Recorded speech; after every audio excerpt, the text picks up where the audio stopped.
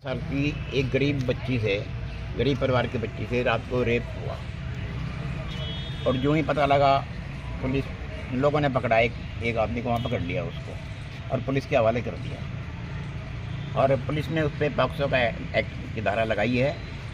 और हम ये पूरा समाज इकट्ठा होकर आया है, पूरे मोहल्ले वाले इकट्ठे होकर आए हैं भाई इस पर आके क्या कार्रवाई हो रही है, इसके लिए थाने में आए हैं हम।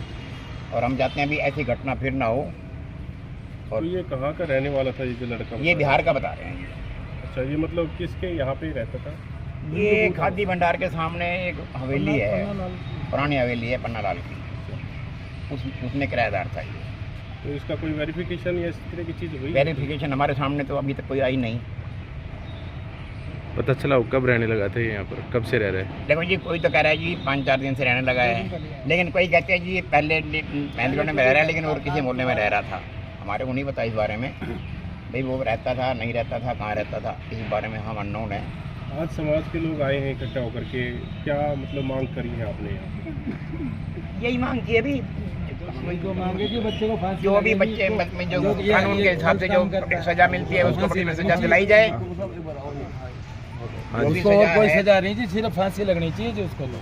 हमारी तो समाज में बहुत रोष है जी हमारे, यानी कि हमारे एक गरीब बच्ची और गरीब बच्चे के साथ ऐसा कार्य हुआ और 7 साल की बच्ची और उसके साथ ये बात।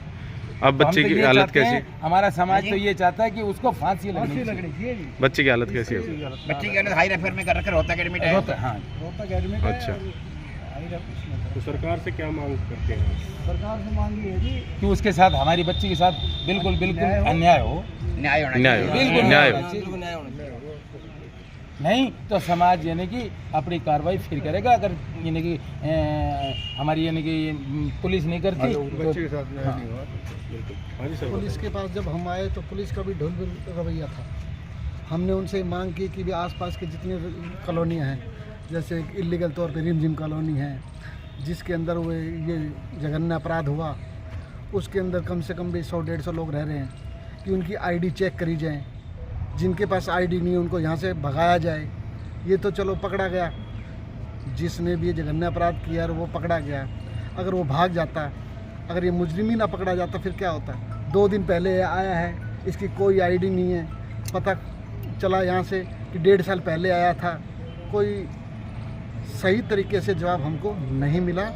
FIR नंबर 89 दर्ज हुई है, इसके अंदर कह रहे हैं कि पॉक्सो एक्ट लगाया गया है। 17 साल 3 महीने उसकी उम्र बताई गई है। रात को हम लोगों ने 2 आदमी पकड़े गए थे, लेकिन अब ये लोग कह रहे हैं कि 1 आदमी पकड़ा गया है। इनका रवैया हमको ढुलमुल तरीके से लगा। अच्छा, अब मतलब पहले 2 गिरफ्तार करे 2 थे गिरफ्तार किए और अब 1 बता रहे? अब 1 बताया। अच्छा, एक कोई आरोपी या मतलब दोषी बताया जा रहा है? हाँ, 1 को दोषी बनाया गया है। 17 साल 3 महीने उसकी उम्र बताई गई है। अच्छा, वो भी नाबालिग बताया गया? वो भी नाबालिग है। अच्छा, वो जो अपराधी है, आरोपी है, वो भी नाबालिग बताया गया? और 2 दिन पहले ही इस बिल्डिंग में आके किराए पर रहने लगा। मतलब कोई आपको लगता है कि प्लान के तहत ही? हाँ, प्लान के तहत हुआ है सब, प्लान के। और इसको केस पहले भी इस जगह से हल्के ड्रिंक तरीके कर रखा था। उस बच्चे ने ड्रिंक कर रखा था। अच्छा, हाँ, उस बच्चे ने ड्रिंक कर रखा था जिसने ये हरकत करी है। पहले भी इस जगह से इसी एक लड़की पहले भी भगा के ले जाई गई है यहाँ से, वो भी बिहार की थी। पहले भी ऐसा हुआ है। तो इसकी मतलब लड़के की मतलब सही तरीके से जांच नहीं हुई? हाँ, ना सही तरीके से जांच हुई नहीं है।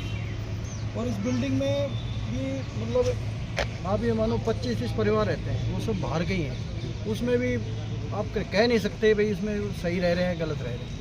उसकी इंक्वायरी इसको बोला है हमने, भाई उनकी आईडी वगैरह चेक करो तो देखें क्या ये इसका रहता है। इस घटना पर क्या कहेंगे? ये जो आज शहर में कल शाम को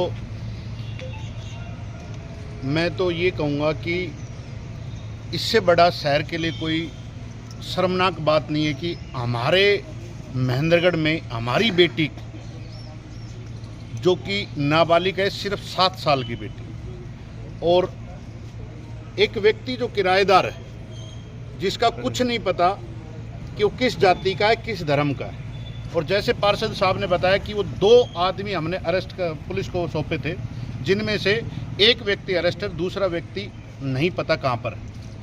पहले भी एक बार ऐसे इसी जगह के आसपास से कोई लड़की भगा करके बिहार में लेके गई, ऐसा मामला भी सामने आया था। जो शहर में अभी पिछले ही दिन हमारे पास 2 दिन पहले का ही जो जीएल पब्लिक स्कूल का एक बहुत बड़ा हादसा हुआ, उसको देख करके पूरी पुलिस प्रशासन, सारा एजुकेशन प्रशासन लगा हुआ है।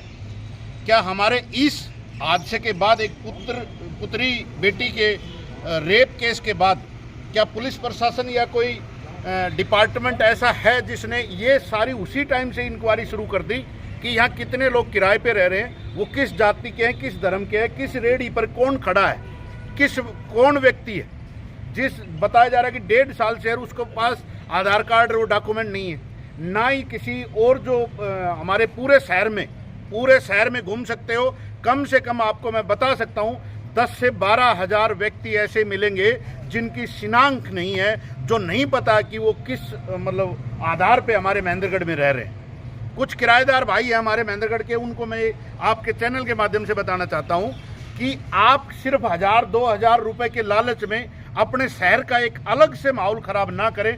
ये आज अगर इस घटना में हमारा शहर सोया रहा या कुछ कार्रवाई पुलिस प्रशासन के माध्यम से नहीं किया गया तो मैं गारंटी देता हूं आने वाले टाइम में, तो आज एक बच्ची का है, हमें बच्ची अब बचानी मुश्किल हो जाएंगी। इसका सीधा का सीधा जो हम रेंट पे रखते हैं, किराए पे रखते हैं, जो आकर के शहर में बाहर का व्यक्ति आ रहा है, उसकी एक सीधी पॉलिसी होनी चाहिए, शहर के किसी भी कोने में रहे, उस व्यक्ति जो रेंट मांगने के लिए है, उस व्यक्ति का काम है पकड़ करके पुलिस थाने में लाए जी, इसकी शिनाख्त करो, ये कहाँ का रहने वाला है, इसकी पूरी तस्दीक करो।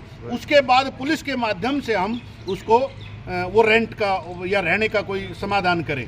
दूसरी चीज़, जो बच्ची असमझ है, जिसको मेरे ख्याल से मानसिक संतुलन भी ठीक नहीं है, और जो मंदबुद्धि है, और जो हायर सेंटर मतलब अगले बंदे को जो नाबालिग बता रहे हैं, और उसके साथ जैसे पार्षद साहब ने बताया कि उसके साथ एक और है, अगर नाबालिग ये लड़का है तो उसको कैसे पता चला कि ये मंदबुद्धि है, किसी और को क्यों नहीं? क्योंकि उसने क्या सोचा कि इसको हम कुछ हरकत करेंगे, किसी को बताएगी नहीं, मंदबुद्धि है और मैं ऐसे ही यहाँ पर पड़ा रहूँगा। लेकिन जो किसी महिला ने देखा उसको कुछ बेकरी से ऐसे पकड़ करके, जब उसको पता चला, क्योंकि भगवान भी देखता है, जो मंदबुद्धि होते हैं, जिनकी सोच मतलब हमारे सोच नहीं सकते, कुछ चीज़ें बता नहीं सकते, उनके लिए भगवान भी है, और इसी कारणवश ये अरेस्ट हुआ है।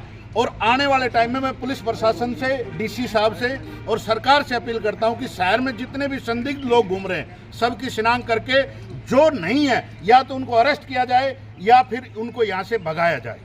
और इस मामले के अंदर किसी भी प्रकार की लिपापोती नहीं होनी चाहिए।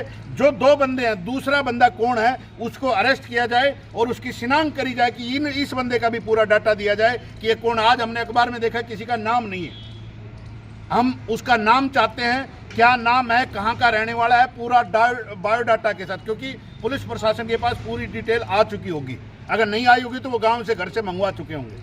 तो मेरी रिक्वेस्ट है पुलिस प्रशासन से भी, अभी हम सारे मिलेंगे और अच्छे तरीके से एक बार उनको समझा करके, बता करके कि भाई इस पे आप ढीले मत पड़ो, अगर ढीले पड़े कोई और कार्रवाई अनहोनी होगी तो कौन जिम्मेदार है। बहुत बहुत धन्यवाद।